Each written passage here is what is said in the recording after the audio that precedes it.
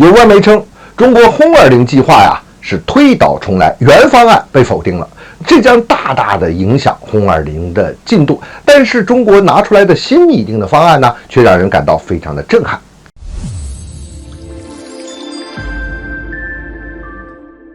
欢迎来到张斌观察，我是张斌。最近呢，有外媒就推出这么一个消息，说原来轰20的方案是基于多年前的中国战略需求搞出来的。那后来发现，现在中国的周边环境和需求变化的非常快，所以呢，原来的方案一下就被否定掉了。然后中国现在推出一种新的方案，外媒呢还透露出一些信息，他们认为啊，现在提出的新方案，这个轰20啊，它所有的性能非常的震撼。那他提出的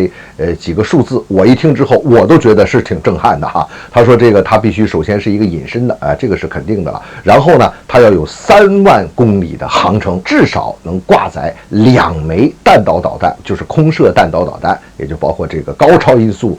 武器的这个挂载能力。我觉得你也不能说他说的完全没有道理，对吧？但是呢，这个消息真的是不靠谱的啊。首先第一个啊，说这个轰20方案被推倒重来，被否定了啊，这个在2019年就传出来了。另外一个，就外媒所说出的这些数字啊，咱们也不知道他是虚张声势，故意来一个假的是要钓鱼啊，还是他们真的是认为就应该是中国有一个新的方案，就是说这个飞机要飞3万公里的航程啊，这个不太现实的。飞3万公里，那意味着作战半径至少到12000公里以上了，这就等于从中国出发，可以直接飞到美国本土，直接对美国进行凌空轰炸了。我想以现在的技术状态和我们的需求来说，我们的技术能力来说，也没有这方面的这个需求吧。反正就3万公里航程这么一说呀，我就觉得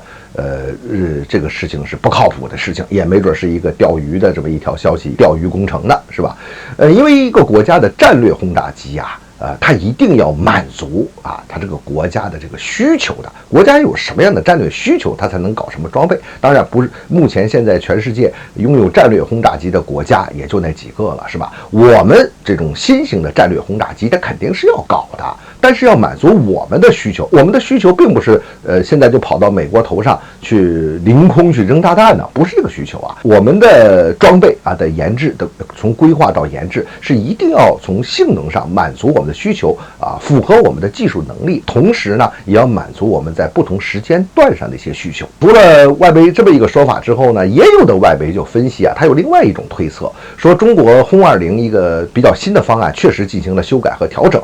它大概是一种200到250吨级这个起飞重量啊，作战半径可以达到7000公里。如果这换算一下之后啊，这航程也够厉害的，要达到1.5万公里了。机身内的弹舱要有30吨的载弹能力。你要是按这么说的话呢，它也有它一定的合理性。我们是需要能够打得更远啊，能够飞得更远，打得更远。但我们不像美国呀，你看美国现在它之所以能够把 B2 这个轰炸机它给做成缩小版的 B21，那是因为美国到处都有这个空军基地，它航程短一点它没所谓，它可以完全是前出去部署。你像这个 B2 啊，B2 呢，它不进行空中加油，用机内的油啊，它可以作战半径达到3900到4600公里，也就是说它的最大航程可以到1.2万公里，机身内的弹舱的载弹量达到23吨。那么我们现在的战略轰炸机要是起来，要是要搞的话，那真有可能就是说我们要比 B2 去大，因为我们没有那个美国那种全球都有这个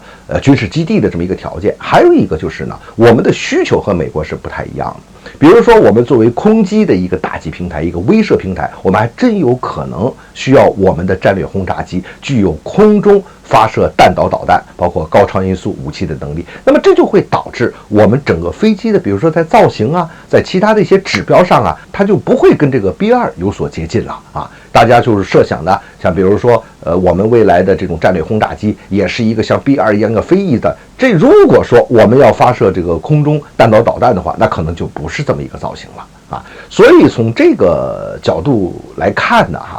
还是要回到那句话，就是说你这个武器什么时候搞出来，搞成什么样，那一定是根据自己的需求要来的。那至于这个外媒这边动不动就把这个弄得有点危言耸听这些事情啊，我觉得这个在某种程度上来讲，也反映出了像这个美国、像这个西方，他们有那么一种受虐妄想症的那么一个趋势，他总是把他的威胁放得特别的大。当然，这也是他们的一个特点。